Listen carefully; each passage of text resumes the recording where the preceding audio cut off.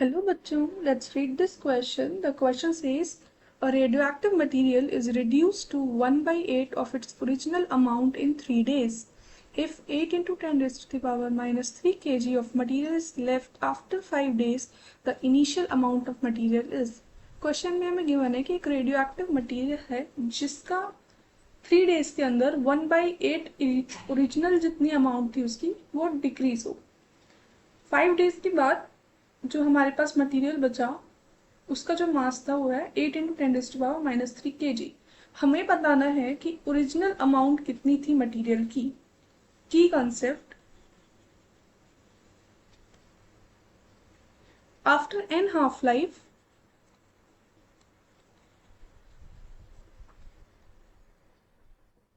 The number of nuclei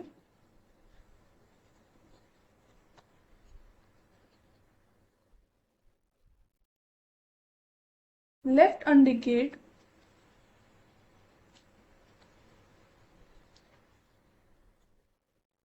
is given by n by n naught equals to 1/2 की power n। और जो हमारे यहाँ पे n है रिमेनिंग नंबर ऑफ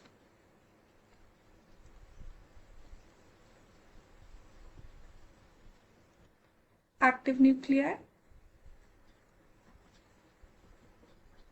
और n नॉट क्या है हमारा इनिशियल कितने हमारे एक्टिव न्यूक्लियाई थे।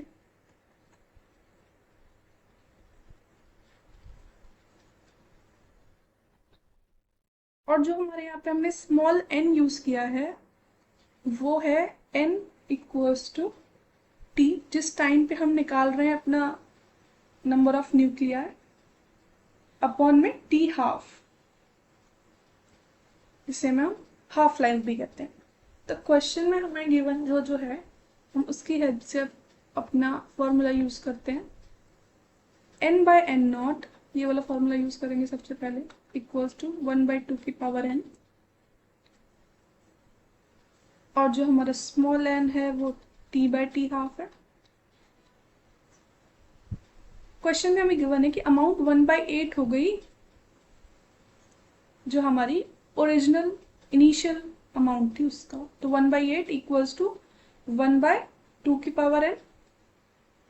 8 को हम क्या लिख सकते हैं 2 का क्यूब, वो यहाँ पे पुट कर देते हैं 1/2 का whole cube equals to 1/2 n। On equating powers, क्योंकि सेम बेस है, बेस सेम होता है तो हम पावर्स को इक्वेट कर सकते हैं। n equals to 3।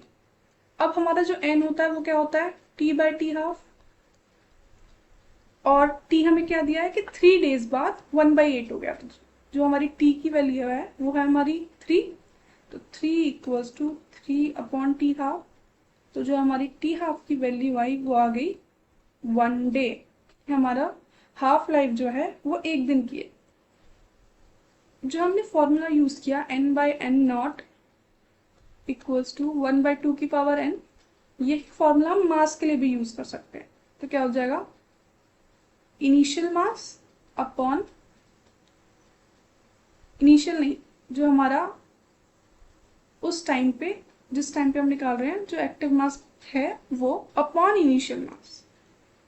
बिल्कुल सेम है, जैसे ये n बाय n नॉट है वैसे हमने m बाय m नॉट लिया है मास के लिए, इक्वल्स टू 1/2 की पावर n। n वही है हमारा, n equals to t upon t half. अब हम देखते हैं m हमारा कितना दिया है कि 8 इंटू 10⁻³ हो गया 5 डेज में। m नॉट हमें इनिशियल वैल्यू निकालनी है equal to 1/2।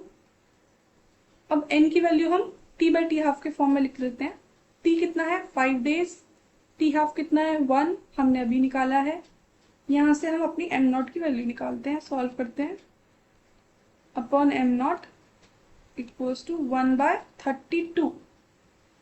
m not equals to 256 into 10⁻³ kg। Gram में कन्वर्ट कर लेते हैं तो हमारी m नॉट की वैल्यू आएगी 256 ग्राम। मतलब जो हमारा इनिशियल मास था वो है 256 ग्राम. So option D is correct. The final answer is option D, 256 gram. Hope you understood it well. Best of luck.